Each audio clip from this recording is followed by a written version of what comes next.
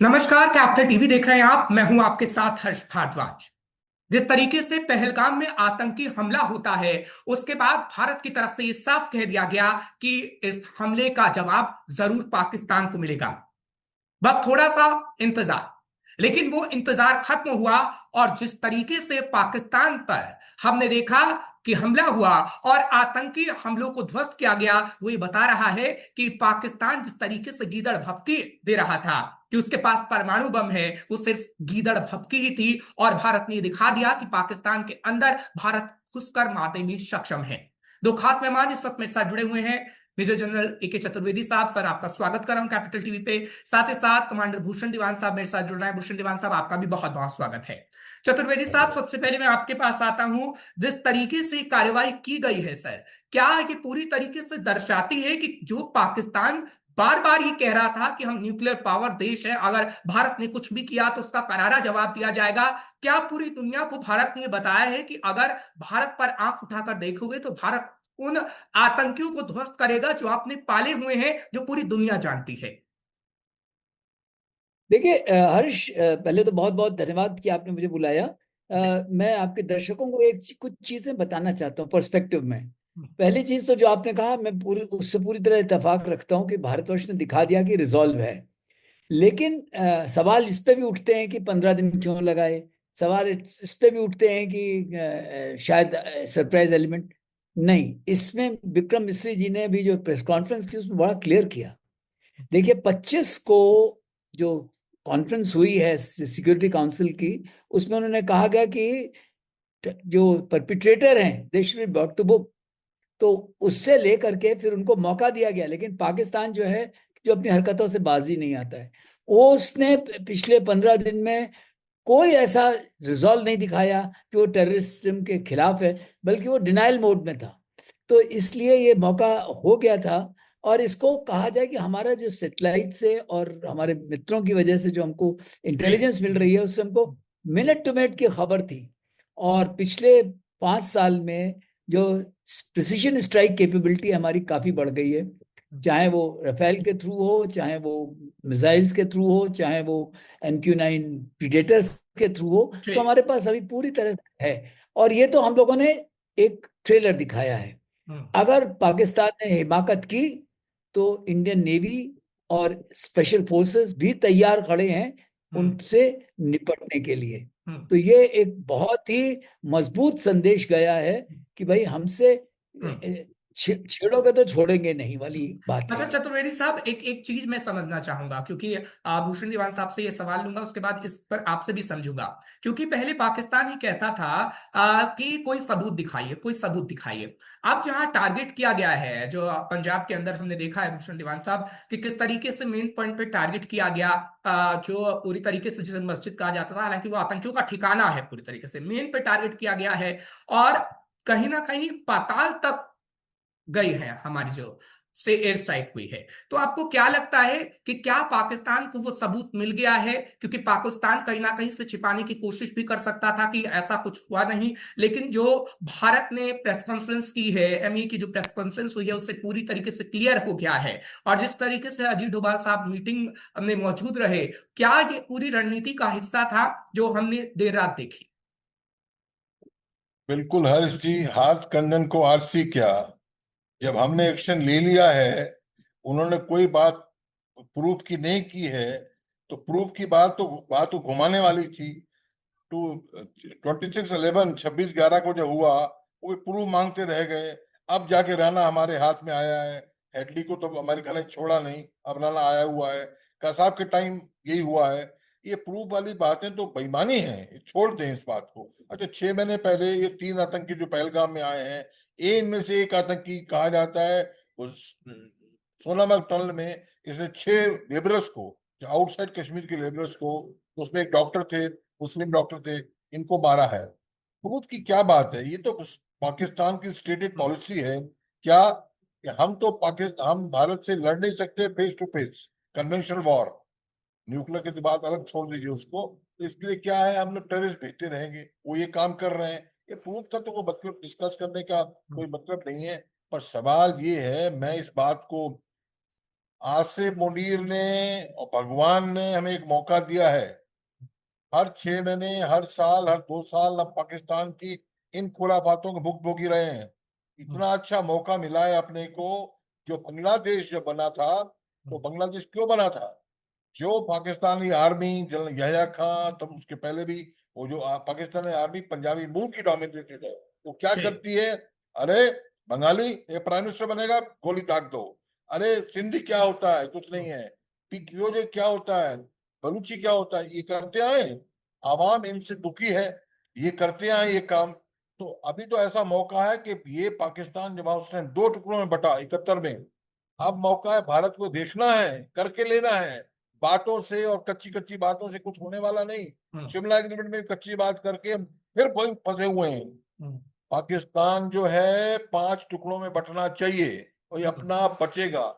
हमें किसी बिल्कुल, पीओ आप किसी सही कह रहे हैं, लेकिन लेकिन एक सवाल मैं चतुर्वेद साहब आपसे यहाँ पूछूंगा, क्योंकि ऑपरेशन सिंदूर की जो शुरुआत की गई है, अभी हम देख रहे हैं कि मीटिंग्स पे मीटिंग्स हो रही हैं। अमित शाह साहब जम्मू कश्मीर के सीएम से बातचीत कर चुके हैं कि जो बॉर्डर एरिया के लोग हैं उन्हें बंकरों में भेजा जाए, ऐसे भी खबरें हैं। हालांकि यूपी बिहार में भी अलर्ट है। तो आपको क्या लगता है कि आगे आने वाली सिचुएशन क्या और क्रिटिकल हो सकती है? क्योंकि अगर हमने पाकिस्तान को करारा जवाब दिया है, तो कहीं ना कहीं पाकिस्तान नौसिखिया हरकत कुछ ना कुछ करने की कोशिश तो करेगा, जैसे सीज फायर का उल्लंघन वो करता आया है।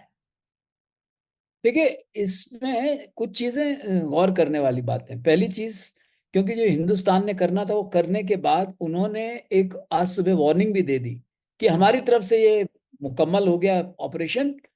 अगर लेकिन पाकिस्तान कोई हरकत करेगा तो हम अपना राइट ऑफ रिस्पॉन्स रिजर्व रखते हैं। इसी दौरान अमेरिका के जो सेक्रेटरी ऑफ स्टेट हैं, उनकी बातचीत हुई है शहबाज शरीफ से। तो चाइना ने भी एक स्टेटमेंट दिया है जो कि बहुत ही, जिसको कहा जाए, उन्होंने बोला कि हम टेररिज्म के हर फॉर्म के खिलाफ है जी और रिस्ट्रेंट बरतना चाहिए है। तो जो सबसे बड़ा सपोर्टर है पाकिस्तान का, वही पीछे हट गया है। अमेरिका, जो आज की तारीख में जिस पे उम्मीद ये लगाए बैठे थे कि वो हमारे साथ रहेगा, वो नहीं है। इसमें यूके ने भी, जो कल हमारा उनके साथ एफटीए हो गया, उसके बाद अब उनसे कोई अमेरिका ये उम्मीद नहीं कर सकता है पाकिस्तान। तो बेवकूफी तो वो कर ही सकता है।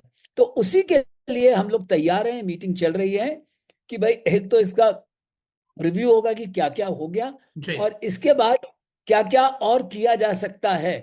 हम्म, अगर आप गौर करें, जो एमईए की प्रेस कॉन्फ्रेंस थी जिसमें कि आर्मी ने भी, उन्होंने 9 जगहों के जो उनकी हिस्ट्री बताई है हम्म, कि यहाँ से यहाँ के टेररिस्ट गए थे, यहाँ से यहाँ के टेररिस्ट गए थे। तो ये दुनिया को उन्होंने मैसेज दे दिया कि भाई हमें सब पता था।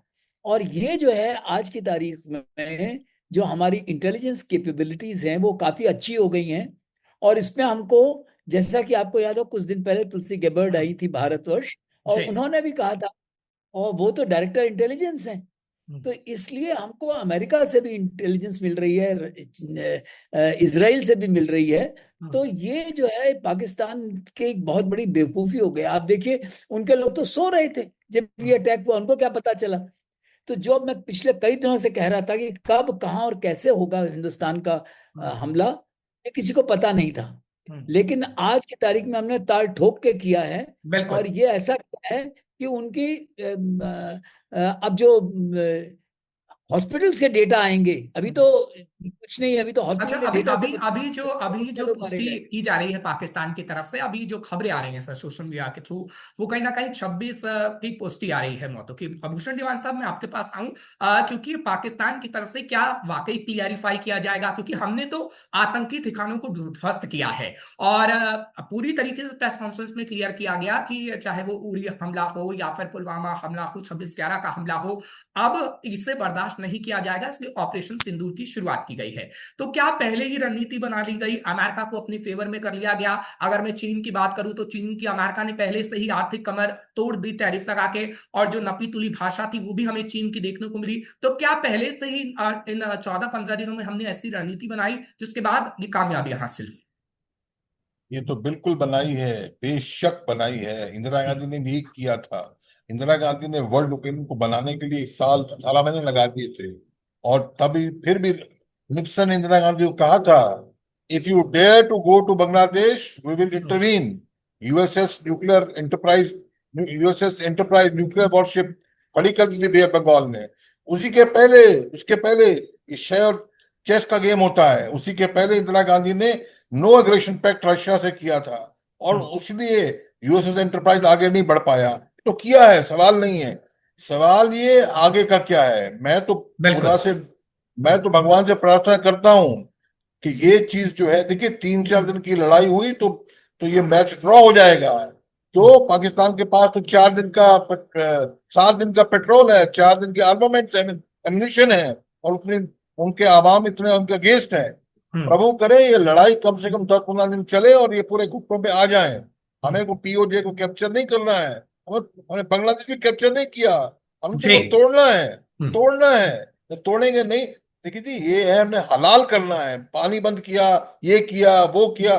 सांप के बिल में घुसते हैं, हलाल धीरे धीरे करना है। और सांप के बिल में घुसते हैं, एक हाथ में बीन होती है, एक हाथ में डंडा, तो बीन से इनको डाइवर्ट करते हैं। अभी 9 जगह किया, तो ये उछलेंगे और करेंगे फिर डंडा।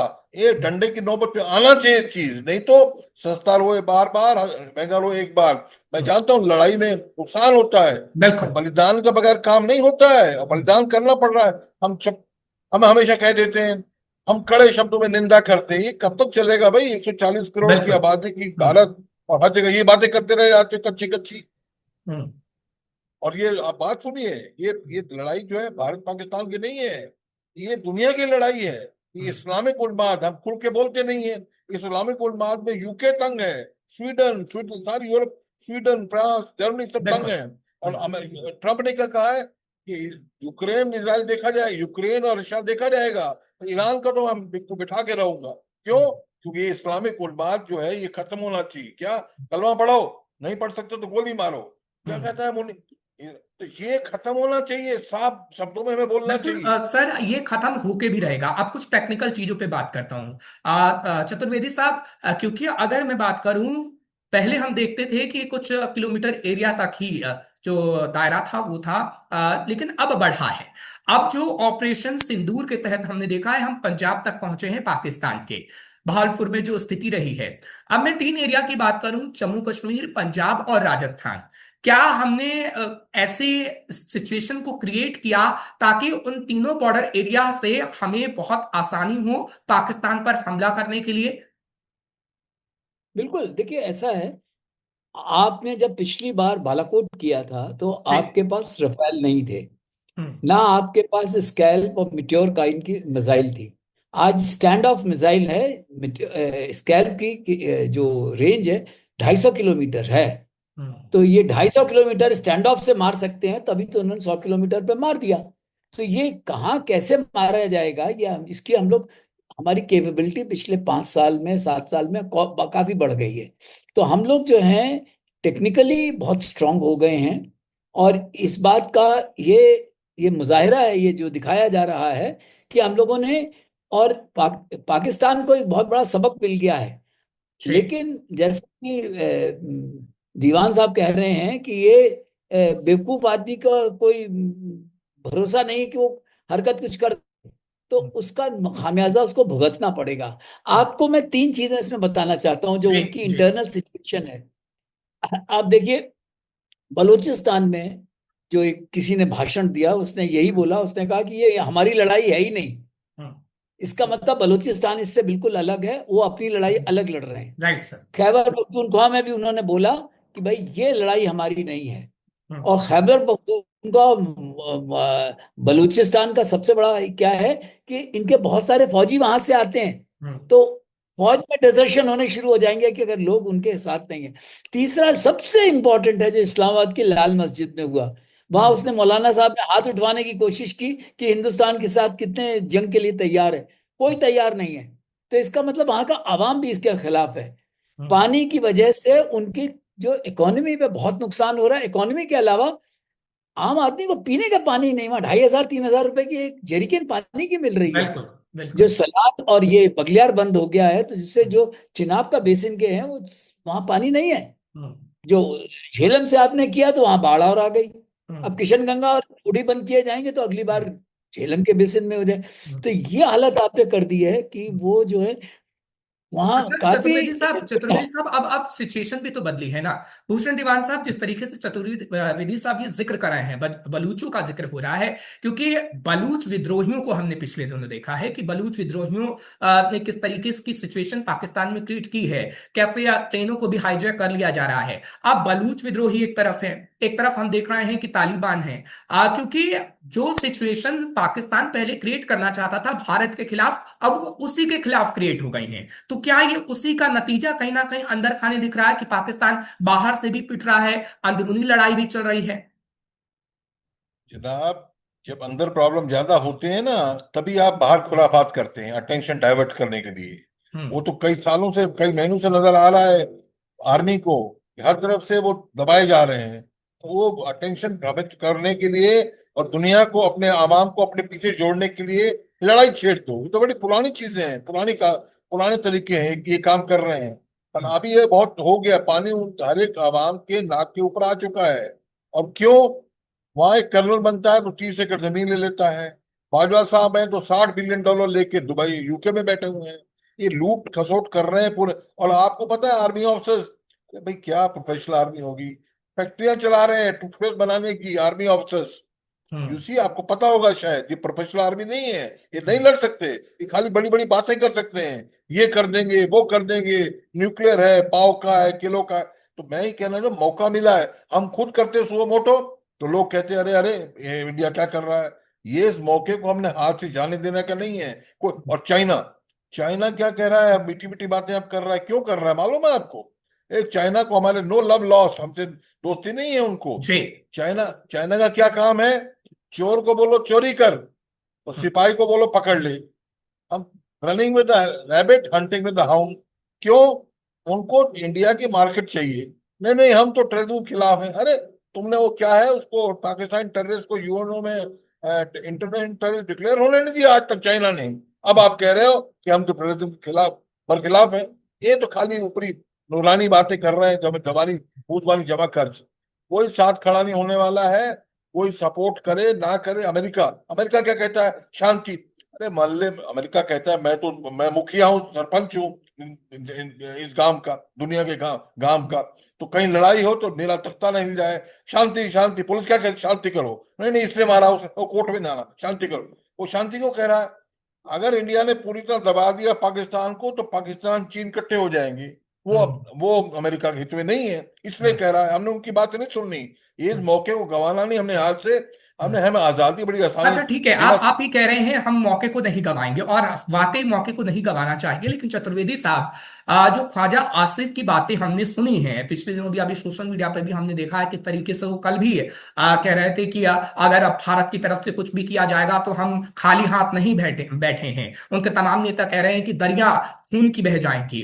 तो अगर मैं भारत की बात करूं तो भारत ने पूरी रणनीति के तहत ये किया है, और संयुक्त राष्ट्र की बात भी की गई और बताया गया कि कैसे टीआरएफ को आतंकी संगठन घोषित किया गया था, और हमने सिर्फ और सिर्फ आतंकी ठिकानों पर हमला किया है, जिससे पूरी दुनिया त्रस्त है। बिल्कुल। आप देखिए ख्वाजा आसिफ, और उनसे आप उम्मीद भी क्या कर सकते हो? हम्म। वो तो ऐसी बातें बोलेंगे। वो हम्म। तो ये भी बोलेंगे। उनके पहले वो थे, उनके फवाद चौधरी थे, क्या नाम था, जो कहते थे कि भाई हमने तो पाव पाव किलो के बॉम्ब है हमारे पास।